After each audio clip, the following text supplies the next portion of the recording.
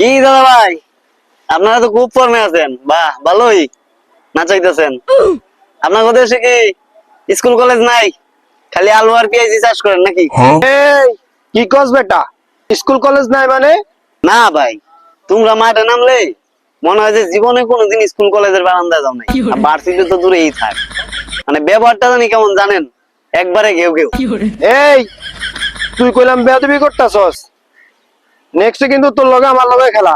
একদম বেয়াদবি করবি না, মাঠে আইলে একদম বইরা দিমু। দেওয়া যাবে না মাঠে, বইরা দেওয়া তো সোজা না। তুই কইলাম আমারে চিনস না, ও চিনি আমারে ভালো করে। একটা ম্যাচও ওরা আমার লগে জিততে পারে নাই, আর সারা এই বিশ্বে এমন কোন দল নাই আমাকে হারাইবে। আর তোরা তো বেটা ফান্তাবাদ। দেয়া যাইব, বেশি উঠতেছেন না, দেয়া যাইব। বেশি উড়িস না কইলাম, মাঠে আইলে একদম উড়াই দিমু। এটা কিন্তু ভালো যেতে পারে। ওরা পুশ করে উড়ে ঠুস করে নিচে ঘরের ভিতরে নিচে। এই ঠুস করে পড়ে গেলে কি তোদেরকে হারাই দিছি? এক ম্যাচে তো জিতস না, লজ্জা শরম নাই আবার কথা বলাস?